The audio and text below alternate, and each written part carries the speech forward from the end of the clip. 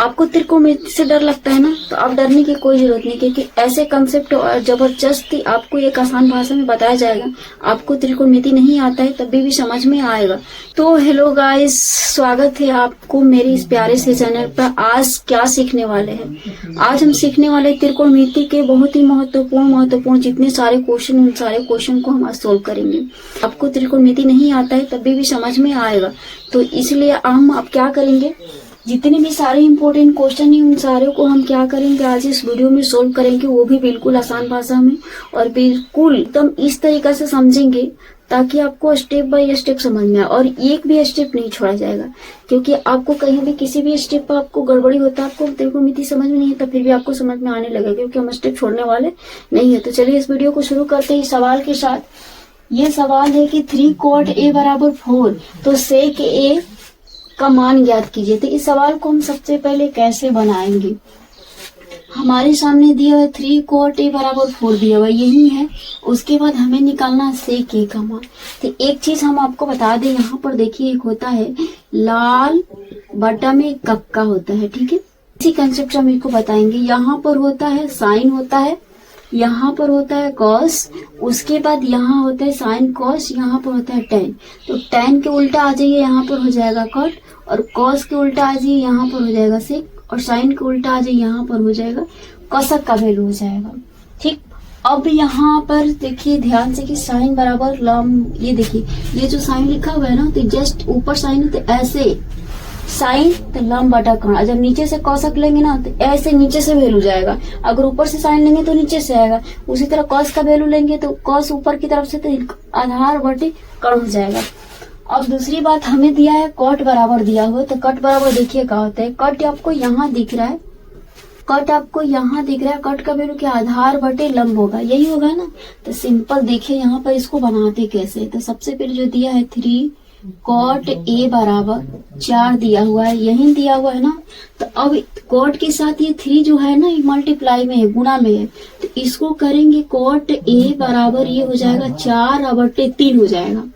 उसके बाद क्या करेंगे कि जब cot A बराबर 4/3 है, और cot का फॉर्मूला क्या होता है, यहाँ ध्यान से देखिए कि cot का फॉर्मूला क्या होता है, आधार बटे लंब होता है। तो यहाँ पर हम लिख देंगे कि आधार, क्या लिख देंगे, आधार है, ये हो जाएगा लंब हो जाएगा, पूरा आधार लिख दीजिए यहाँ पर आधार। अब यहाँ पर ऊपर आधार आ गया, नीचे लंब आ गया, और इसमें क्या दिया, ऊपर 4 दिया और नीचे 3 दिया। इसका मतलब क्या है कि आधार 4 है, ऊपर वाले ऊपर का वैल्यू और नीचे वाले नीचे का वैल्यू। तो आधार कितना है, लिखिए यहाँ पर कि आधार बराबर 4 हो जाएगा, और ये लंब बराबर हो जाएगा 3 हो जाएगा। आधार और लंब निकल गया। हमें निकालना है सेक का वैल्यू। तो सेक बराबर इसमें देखिए कि क्या दिया हुआ है, सेक यहाँ पर आ जाइए, ये है सेक, और सेक भाई यहाँ नीचे दिया हुआ, तो हम नीचे से ऊपर जाएंगे, जब ऊपर देगा तो ऊपर से नीचे आ जाएंगे। तो ये सेक है यहाँ पर, और सेक नीचे है तो कर्ण बटा आधार आ जाएगा, यानी कि कर्ण बटा में आधार आ जाएगा। किसके बराबर आ जाएगा, सेक बराबर आ जाएगा। हमें वैल्यू क्या पता है, लंब आधार ही पता है, यानी कि हमें कर्ण निकालना पड़ेगा। किसका वैल्यू निकालने के लिए, सेक का वैल्यू निकालने के लिए हमें कर्ण का भी मान पता करना पड़ेगा। तो चलिए सीखते हैं कि कर्ण का मान कैसे पता करेंगे। तो सबसे पहले यहाँ पर लंब और आधार दिया हुआ है, तो हम निकालेंगे कर्ण का वैल्यू। कर्ण बराबर होता है, फॉर्मूला क्या होता है कि लंब स्क्वायर प्लस में होता है आधार स्क्वायर होता है, यही फॉर्मूला होता है। उसके बाद हम डायरेक्ट कर्ण बराबर फॉर्मूला, तो ये पाइथागोरस प्रमेय के नियम के अनुसार होता है। कर्ण बराबर डायरेक्ट होता है कि अंडर रूट लंब स्क्वायर प्लस में आधार स्क्वायर। तो इसको यहाँ पर लिख लेंगे। लंब का वैल्यू कितना दिया हुआ है 3, तो 3 का स्क्वायर लिख लेंगे, प्लस है तो प्लस, आधार का वैल्यू कितना है 4 है, तो 4 का स्क्वायर कर लेंगे। अब यहाँ पर देखिए 3 का स्क्वायर करेंगे तो ये 9 हो जाएगा, और 4 का स्क्वायर करेंगे तो ये हो जाएगा 16। 16 और 9 कितना हो जाएगा, जोड़ने के बाद ये आ जाएगा 25 आ जाएगा, यही आएगा ना। अब 25 को रूट से बाहर निकलेगा तो निकालेंगे, नहीं निकलेगा तो छोड़ देंगे। तो 25 है ना, तो यहाँ पर 25 का गुणनखंड क्या होगा, 5 गुणे 5, यही होता है ना 25 बराबर 5 25, तो 5 गुणे 5 लिख दिए। अब इसको रूट से बाहर निकालेंगे तो रूट से बाहर निकलता है 2 गो में से एगो रूट से बाहर निकलता है, तो ये 5 5 2 गो है, तो हम इसको निकालेंगे एगो बाहर, तो ये बाहर कितना आ जाएगा, 5 आ जाएगा। अब ये 5 क्या था आपका, ये कर्ण का वैल्यू था, और यही पूछ रहा था ना कि कर्ण का मान, यहाँ पर सेक बराबर कर्ण बटा आधार था, हमें निकालना क्या था, हमें निकालना था सेक का ही वैल्यू निकालना था। तो अब हम लिखेंगे यहाँ पर कि सेक ए बराबर में क्या है, मान सूत्र है कर्ण बटा में आधार है, यही है ना। अब उसके बाद यहाँ पर जब कर्ण बटा आधार है तो कर्ण का वैल्यू कितना है, यहाँ देखिए निकला है, ये 5 है, और आधार है ना, कर्ण बटा में आधार है, तो आधार का वैल्यू कितना है, 4 है, तो ये यहाँ पर लिख देंगे 4। अब हमें निकल के आगे सेक के बराबर कर्ण बटा आधार का वैल्यू है 5/4, यही पूछ रहा था, ठीक है, सवाल में यही पूछ रहा था ना कि सेक ए का वैल्यू निकालिए, और सेक ए का वैल्यू क्या निकल गया, 5/4 हो गया। अब यही इस सवाल का क्या हो गया, यही आंसर। क्वेश्चन नंबर 2 रहा कि क्या करे कि साइन स्क्वायर 60 डिग्री और माइनस में साइन स्क्वायर 30 डिग्री का वैल्यू निकालना है। तो इस तरह के क्वेश्चन जब आपके सामने आता है तो इस तरह के क्वेश्चन में आपको क्या करना पड़ेगा कि डिग्री में दिया हुआ है तो डिग्री में एक वैल्यू होता है, साइन में 6 त्रिकोणमितीय अनुपात होता है, उन सारे का एक मान होता है अपने अपने डिग्री के अनुसार। फिर उसी तरह हम ये साइन 30 डिग्री का मान रखेंगे और साइन 60 डिग्री का मान रखेंगे, उसके बाद सोल्यूशन कर देंगे। तो ये आ जाएगा, एक ये माइनस है ना, तो ये बाटा करके माइनस के घटाव जैसा आ जाएगा। तो देखिए यहाँ पर साइन स्क्वायर, यहाँ पर ध्यान से समझिए कि साइन 60 डिग्री का वैल्यू होता है √3/2 होता है। उसके बाद ये साइन 30 डिग्री है तो साइन 30 डिग्री का वैल्यू होता है 1/2। ध्यान से इसको समझिए, यही लॉजिक है। अब इसको क्या करेंगे, आइए यहाँ पर देखिए ध्यान से कि साइन स्क्वायर 60 डिग्री, तो पहले साइन 60 डिग्री का वैल्यू रखेंगे, तो साइन 60 का वैल्यू हो जाएगा √3/2 हो जाएगा। अब यहाँ पर देखिए ये स्क्वायर दिया है, ये कबार पे यानी कि 2 दिया हुआ है, तो हम भी इसके वैल्यू का भी क्या करेंगे, स्क्वायर कर देंगे, समझ में आया। उसके बाद माइनस है तो माइनस, साइन 30 डिग्री का वैल्यू होता है 1/2, तो यहाँ पर रख लेंगे 1/2, ये स्क्वायर है तो हम भी इसका कर देंगे स्क्वायर, समझ में आया। उसके बाद देखिए इसका स्क्वायर कर लेंगे, इसका स्क्वायर कर देंगे, उसके बाद घटा लेंगे आसानी से, तो √3 का स्क्वायर हो जाएगा तो केवल 3 होगा, 2 का स्क्वायर होगा तो 4 होगा। नहीं समझ में आया तो देखिए यहाँ पर √3 ना गुना √3 में गुणा होगा केवल 3 होगा, और नीचे 2 है तो 2 का स्क्वायर का मतलब होगा 2 × 2 बराबर में आपका आएगा 4, तो नीचे लिख लेंगे 4, माइनस है तो माइनस। जस्ट वैसे ही 1 का स्क्वायर करेंगे तो 1, और 2 का स्क्वायर करेंगे तो हो जाएगा 4 हो जाएगा। 4 का एलसीएम हो जाएगा क्या, 4 हो जाएगा। अब देखिए 3 माइनस में 1, 4 का एलसीएम 4, तो 4 से 4 कट गया, 3 एकम 3 और 1 एकम 1। अब ये आ जाएगा 3 में से 1 घट जाएगा, क्या हो जाएगा, ये आपका 2/4 आ जाएगा। यानी कि साइन स्क्वायर 60 डिग्री और साइन स्क्वायर 30 डिग्री का वैल्यू आ गया क्या, 2/4। लेकिन ये आंसर नहीं होगा क्योंकि ये कट रहा है, तो हम इसको सबसे पहले क्या करेंगे, कट कर लेंगे। 2 एकम 2, ये हो जाएगा 2 दूना के 4। अब आपका आंसर आ जाएगा क्या, 1/2। ये आपका क्या हो जाएगा, आंसर हो जाएगा किसका, साइन स्क्वायर 60 डिग्री और माइनस में साइन स्क्वायर 30 डिग्री का वैल्यू हो जाएगा 1/2। आपको ऑप्शन में से चुनना होगा क्या, 1/2, जिस भी ऑप्शन में दिया होगा। तो चलिए तीसरे नंबर क्वेश्चन पे चलते हैं। अब हम करेंगे क्वेश्चन नंबर 3 का सोल्यूशन। जब ऐसे क्वेश्चन दिया रहेगा तो हम किस तरह इसको सोल्व करेंगे।